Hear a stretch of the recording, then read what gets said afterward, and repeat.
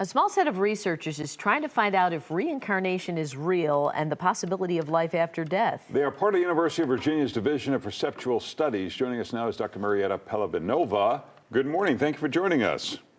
Good morning. Thank you for having me.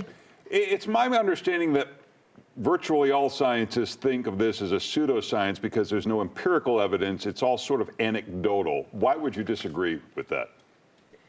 Great question. At the Division of Perceptual Studies at the University of Virginia, we've been studying cases of kids reporting purported past life memories for 60 years now. We've accumulated a large database, currently more than 2,000 cases that have been investigated in depth, where we've attempted to verify the statements that some children are making about the life of a deceased individual if they provide enough details. So in 60 to 70% of these cases, we've been able to verify these statements. Verify them how? We investigate makes. They might say things like, I lived in a particular city, this was my job. If they provide a name for this purported deceased individual, we can go and search for historical records, sort of like a forensic investigation. Also, we interview not just the child, but the family and anyone else who can corroborate what the child has said. But you don't have a secure laboratory here. Again, this is anecdotal, and you don't know that these kids maybe were on the web or their parents are planting ideas into their head, because I know that you found that to be the case in some of these cases.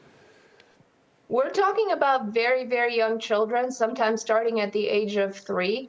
Who really have not had much exposure to the stories of adult lives.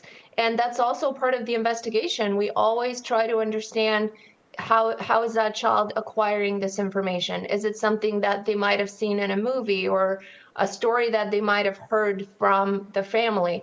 And eliminating the sort of normal explanation is one of the first things we do as part of the investigation.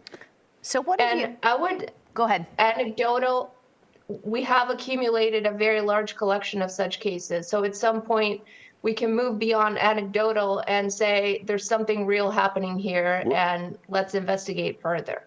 Well, you can have 1 million cases. It would still be anecdotal, right? Is anybody peer reviewing this material outside of the parapsychology world?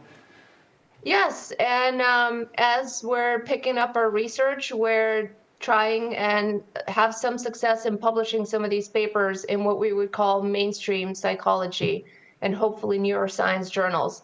And going forward, we're going to have a new big expanded program where we're also going to look specifically at what may be happening in the brains of these kids as they're recalling these memories in the moment. So you say before the age of 6 is this sweet spot where before they could be corrupted by outside sources if their parents aren't influencing them. Give me an idea of a story a kid has told you that you're like, there's no way this kid could be getting this from any other source other than a previous life.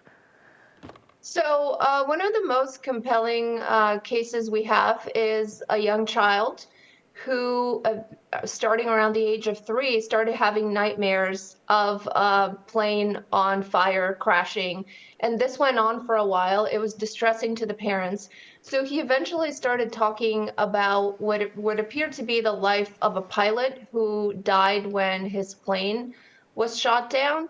And as he provided more details, we were able to find a World War II pilot with a very, very high degree of confidence, including verifying the names that the child stated, verifying the names of a friend who was involved in this military operation.